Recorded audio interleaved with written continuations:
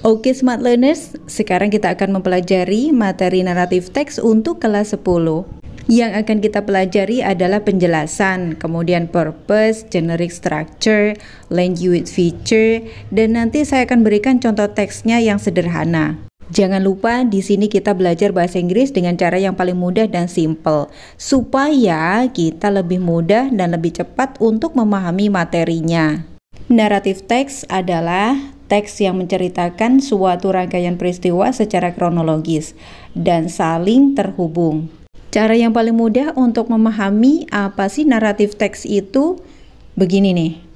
Jadi, naratif teks adalah teks yang menceritakan sebuah cerita fiktif sama dengan cerita hayalan atau cerita yang dibuat oleh manusia atau cerita bohongan, sama juga dengan cerita yang tidak ada dalam dunia nyata. Contohnya cerita dongeng, fable, atau cerita rakyat, dan lain-lain.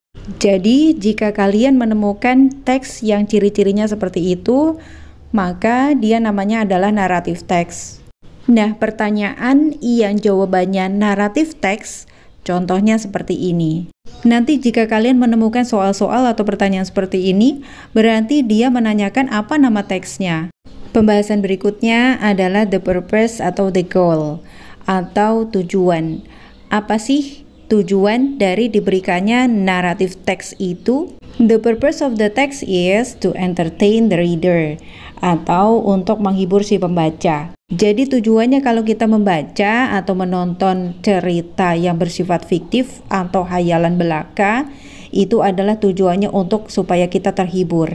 Pertanyaan yang jawabannya to entertain the reader, contohnya seperti ini. Jadi kalian harus menghafal dan mempelajarinya terus.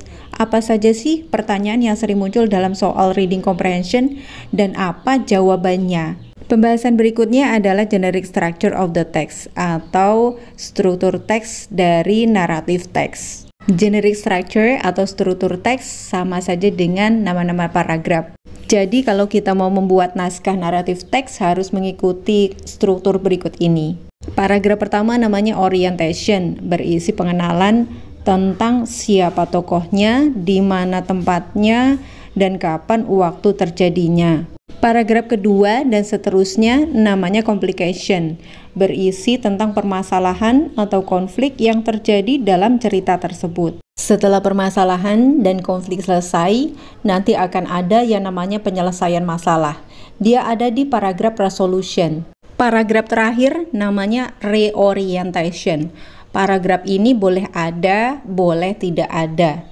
Dan di paragraf ini si penulis menuliskan nilai moral yang terkandung di dalam cerita tersebut. Pembahasan berikutnya adalah language feature atau unsur kebahasaan, atau yang mudah dipahaminya adalah ciri-ciri yang ada pada bacaan tersebut. Ciri-ciri yang ada pada naratif teks, yang pertama, dia menggunakan simple past tense atau kata kerjanya bentuk kedua. Kemudian ciri-ciri yang paling mudah, terdapat keterangan waktu yang biasanya ada di awal paragraf.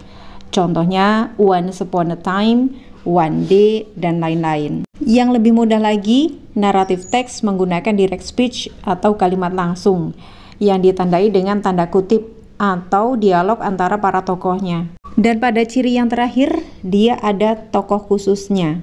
Berikut ini saya akan berikan contoh bacaan naratif teks yang sederhana. Sebelumnya, kalian berikan like terlebih dahulu dong. Jangan lupa berikan juga subscribe supaya kita bisa belajar bahasa Inggris terus di sini. Untuk mengetahui kalau ini adalah naratif teks, caranya begini. Di sini ada keterangan waktunya one day. Menggunakan kata kerja kedua. Contohnya yang ini.